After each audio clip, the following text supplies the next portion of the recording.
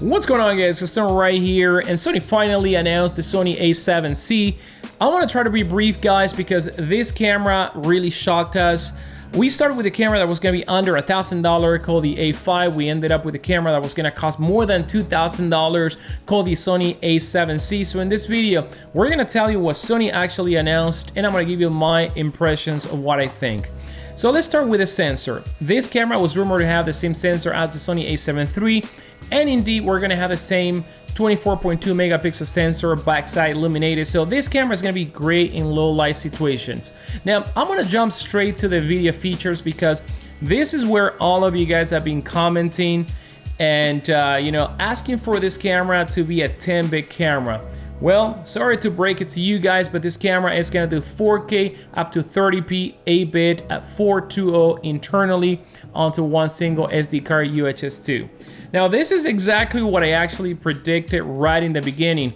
I mentioned that there's no way that this camera is gonna have 10-bit, especially when we knew that the camera was gonna be actually a camera of a lower price. Now then the camera actually turned out being from $1,000 to a $2,000 camera, but I mentioned that the camera was not gonna be $2,000, and I got that one also right, guys. This camera is going to be $1,799. Now I targeted $1,500 as the perfect price for this camera. So some people were actually expecting this camera to have 4K 60. And to be honest with you, for the price these days, I think that Sony has the technology and could probably afford to do that. But if they do that, they're gonna jeopardize the much more expensive line of cameras. And that is something that I was trying to explain in some of the videos. Now, what else we know about this camera? Well, we know that this camera is gonna be aimed to vloggers, and we're gonna have the flip out screen, but guess what's gonna happen here? We're gonna have the same situation with a ZV-1, a flip out screen that does not have touchscreen capabilities, and we also gonna have the same alt menu that we can find in the Sony A7 III.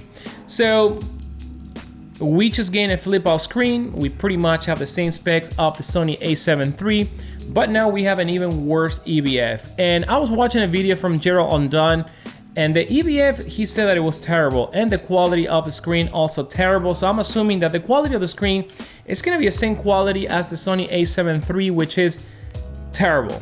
Now let's talk about the IBIS, because this camera said that it's gonna have 5 stops of IBIS. And for that video that I saw from Gerald Undone, the IBIS on the Sony A7C is gonna be worse than the IBIS on the Sony A7 III. And I consider the IBIS of any Sony camera other than the A7S III terrible. Call it an APS-C camera, call it a 1-inch sensor camera, call it a full frame camera. The only camera that I've seen videos of that has a gray IBIS is the Sony A7S III. And now we're learning that Sony, wants to save the best feature for the much more expensive cameras. One example was the ZV-1, and they're doing it again, guys. They don't want to give us, great features at a great price. They're gonna give us okay features at not so on a great price. So this is where this camera is actually going to confuse a lot of people, because spending $1,800 on a Sony A7C or spending right now $2,000 on a Sony A7 III. But chances are that the Sony A7 III around the holidays or the Black Friday is also gonna go low in price. And I've seen this camera already for $1,800. So, it's really up to you guys. I think that the Sony A7 III is still a great camera. Now, one of the things that we're gonna have that we don't have in this camera is going to be the real-time tracking, both in video and photo, eye tracking in video and photo. Now, this is one of the features that I wish that this camera has. I don't know if Sony's gonna actually release an update to actually enable that, because I think that they can do it via update firmware, but you're gonna gain that in that camera. So in conclusion, for $1,800, all you're getting is a flip out screen with the same, touchscreen capabilities, which are limited to the, focusing on the camera.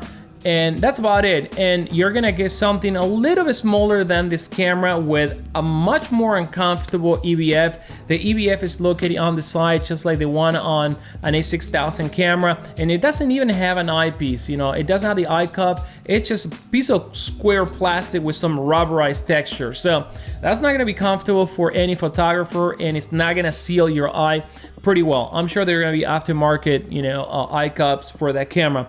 But anyway, if you are a hybrid shooter, you know, this camera is gonna do just fine, guys. You know, this camera is small enough. The only thing that you're gaining with the Sony A7C is that this, you know, piece right here from the EVF is gone. But then you sacrifice custom buttons, you know, because all the custom buttons are gone. You sacrifice also ergonomic because the grip is actually a little bit more shallower than this one right here. So it's not gonna have great ergonomics. The camera is gonna be a little bit smaller because of the, you know, sacrificing the EVF. And you are also gonna miss dials. So anyone that wants the full experience, that really want the camera and to control the exposure triangle with 3 dials, you're not gonna be able to do it with the Sony A7C. So I'm assuming the Sony is actually catering this camera to, you know, people that are not so much of big cameras, you know, savvy. So, you know, I took the time to say, because I don't want to offend anyone, but it's the camera catered to ease of use. Let's put it that way. Now, this camera, like I mentioned in my last video, is still gonna be a great buy in 2020 and 2021.